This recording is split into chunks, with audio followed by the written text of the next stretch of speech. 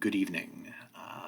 This is Thursday night in April of 2020 of the lockdown era, and I am trying to do, as a lot of theater type people, creative type people have been doing in this strange period.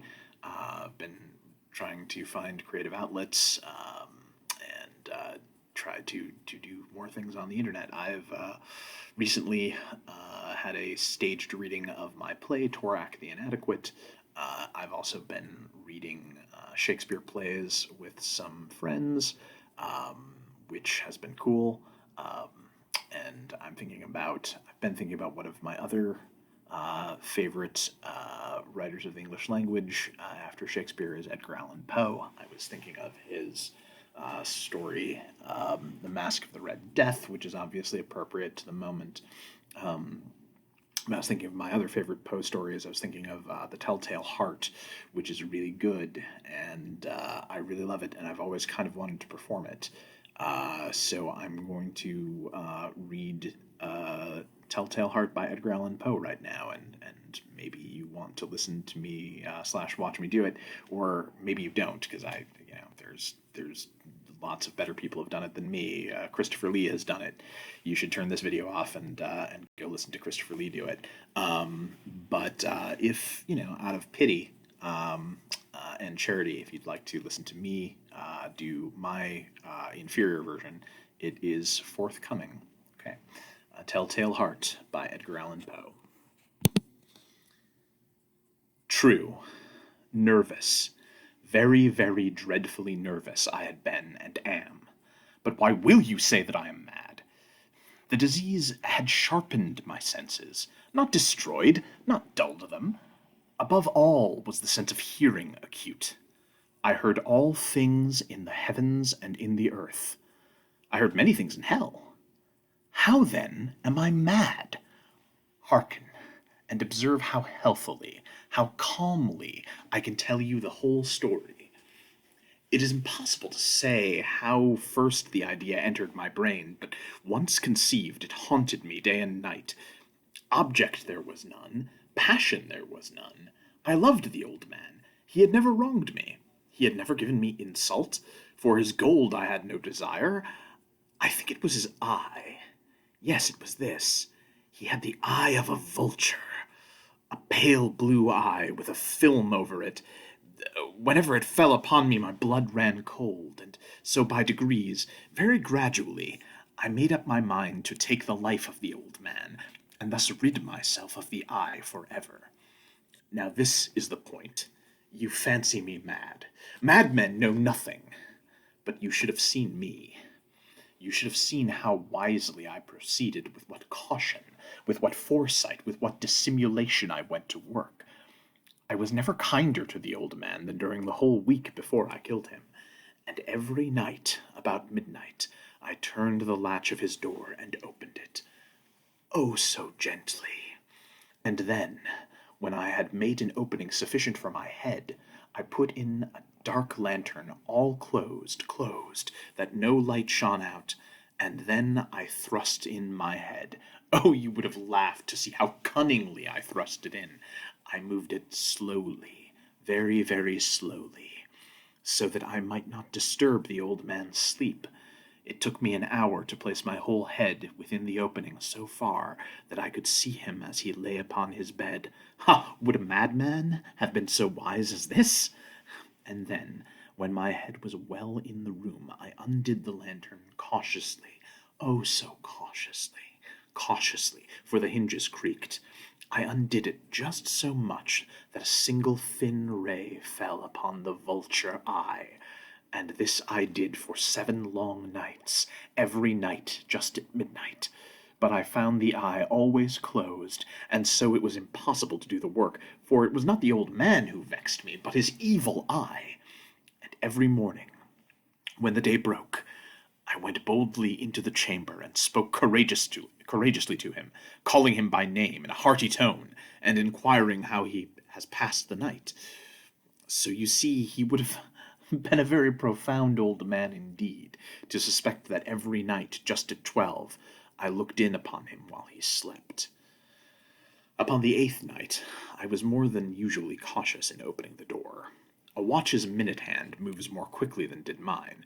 Never before that night had I felt the extent of my own powers, of my sagacity. I could scarcely contain my feelings of triumph, to think that there I was, opening the door little by little, and he not even to dream of my secret deeds or thoughts. I fairly chuckled at the idea, and perhaps he heard me, for he moved on the bed suddenly, as if startled. Now you may think that I drew back, but no. His room was as black as pitch with the thick darkness, for the shutters were closed fastened through fear of robbers. And so I knew that he would not see the opening of the door, and I kept pushing it on steadily, steadily. I had my head in, and was about to open the lantern when my thumb slipped upon the tin fastening, and the old man sprang up in bed, crying out, "Who's there?" I kept quite still and said nothing. For a whole hour I did not move a muscle, and in the meantime I did not hear him lie down. He was still sitting up in the bed listening, just as I have done night after night, hearkening to the death watches in the wall. Presently I heard a slight groan, and I knew it was the groan of mortal terror. It was not the groan of pain or of grief. Oh, no! It was the low, stifled sound that rises from the bottom of the soul when overcharged with awe. I knew the sound well. Many a night, just at midnight, when all the world slept, it has welled up from my own bosom, deepening with its dreadful echo the terrors that distracted me. I say I knew it well. I knew what the old man felt, and pitied him, although I chuckled at heart. I knew that he had been lying awake ever since the first slight noise, when he had turned in the bed. His fears had been ever growing upon him. He had been trying to fancy them causeless, but could not. He had been saying to himself, "It is nothing but the wind in the chimney. It is only the mouse crossing the floor. Or it is merely a cricket which has made a single chirp." Yes, he had been trying to comfort himself with these suppositions, but he had found all in vain. All in vain, because death, in approaching him, had stalked with his black shadow before him, and enveloped the victim, and it was the mournful influence of the unperceived shadow that caused him to feel, although he neither saw nor heard, to feel the presence of my head within the room. When I had waited a long time, very patiently, without hearing him lie down, I resolved to open a little, very, very little crevice in the lantern. So I opened it. You cannot imagine how stealthily, until at length a simple dim ray, like the thread of a spider, shot out from the crevice and fell upon the vulture eye. It was open, wide open, and I grew furious as I gazed upon it. I saw it with perfect distinctiveness, all a dull blue, with a hideous veil over it that chilled the very marrow in my bones. But I could see nothing else of the old man's face or person, for I had directed the ray, as if by instinct, precisely upon the damned spot. And have I not told you that what you mistake for madness is but over-acuteness of the sense? Now, I say there came to my ears a low, dull, quick sound, such as a watch makes when enveloped in cotton. I knew that sound well, too. It was the beating of the old man's heart. It increased my fury, as the beating of a drum stimulates the soldier to courage. But even yet I refrained and kept still. I scarcely breathed. I held the lantern motionless. I tried how steadily I could to maintain the ray upon the eve. Meantime, the hellish tattoo of the heart increased. It grew quicker and louder every instant. The old man's terror must have been extreme. It grew louder, I say louder every moment. Do you mark me well? I have told you that I am nervous, so I am. And now, at the dead hour of the night, amid the dreadful silence of that old house, so strange a noise as this excited me to uncontrollable terror. Yet for some minutes longer I refrained and stood still. But the beating grew louder, louder. I thought the heart must burst, and now a new anxiety seized me. The sound would be heard by a neighbor. The old man's hour had come. With a loud yell, I threw open the lantern and leaped into the room. He shrieked once only. In an instant I dragged him to the floor and pulled the heavy bed over him. I then smiled gaily to find the deed so far done. But for many minutes the heart beat on, with a muffled sound. This, however, did not vex me. It would not be heard through the wall. At length it ceased. The old man was dead.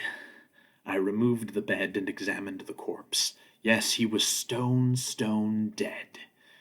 I placed my hand upon the heart and held it there many minutes. There was no pulsation. He was stone dead. His eye would trouble me no more. If you still think me mad, you will think so no longer when I describe the wise precautions I took for the concealment of the body.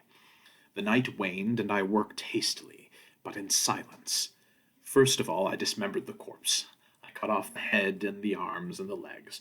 I took up 3 planks from the flooring of the chamber, and deposited all between the scantlings. I then replaced the boards so cleverly, so cunningly, that no human eye, not even his, could have detected anything wrong. There was nothing to wash out, no stain of any kind, no blood spot whatever. I had been too wary for that. A tub had caught all. When I had made an end to these labors, it was 4 o'clock, still dark as midnight. As the bells sounded the hour, there came a knocking at the street door. I went down to open it with a light heart, for what had I now to fear? There entered 3 men who introduced themselves, with perfect suavity, as officers of the police. A shriek had been heard by a neighbor during the night. A suspicion of foul play had been aroused. Information had been lodged at the police office, and they, the officers, had been deputed to search the premises. I smiled, for what had I to fear? I bade the gentleman welcome. The shriek, I said, was my own, in a dream. The old man, I mentioned, was absent in the country. I took my visitors all over the house. I bade them search well. I led them at length to his chamber. I showed them his treasures, secure, undisturbed. In the enthusiasm of my confidence, I brought chairs into the room, and desired them here to rest from their fatigues, while I myself, in the wild audacity of my perfect triumph, placed my own seat upon the very spot beneath which reposed the corpse of the victim. The officers were satisfied. My manner had convinced them. I was regularly at ease. They sat, and while I answered cheerily, they chatted of familiar things. But ere long, I felt myself getting pale and wished them gone. My head ached, and I fancied a ringing in my ears. But still they sat, and still they chatted. The ringing became more distinct. It continued and became more distinct. I talked more freely to get rid of the feeling, but it continued and gained definiteness until at length I found that the noise was not within my ears. No doubt I now grew very pale, but I talked more fluently and with a heightened voice. Yet the sound increased, and what could I do? It was a low, dull, quick sound, much such as the sound a watch makes when enveloped in cotton. I gasped for breath, and yet the officers heard it not. I talked more more quickly, more vehemently, but the noise steadily increased. I arose and argued about trifles in a high key and with violent gesticulations, but the noise steadily increased. Why would they not be gone? I paced the floor to and fro with heavy strides, as if excited to fury by the observations of the men, but the noise steadily increased. Oh God, what could I do? I foamed, I raved, I swore, I swung the chair upon which I had been sitting, and grated it upon the boards, but the noise arose over all, and continually increased. It grew louder, louder, louder, and still the men chatted pleasantly and smiled. Was it possible they heard not? Almighty God, no, no. They heard, they suspected, they knew. They were making a mockery of my horror. This I thought, and this I think. But anything was better than this agony. Anything was more tolerable than this derision. I could bear those hypocritical smiles no longer. I felt that I must scream or die, and now again, hark! Louder, louder, louder! Villains! I shrieked. Dissemble no more. I admit the deed. Tear up the planks. Here, here! It is the beating of that hideous,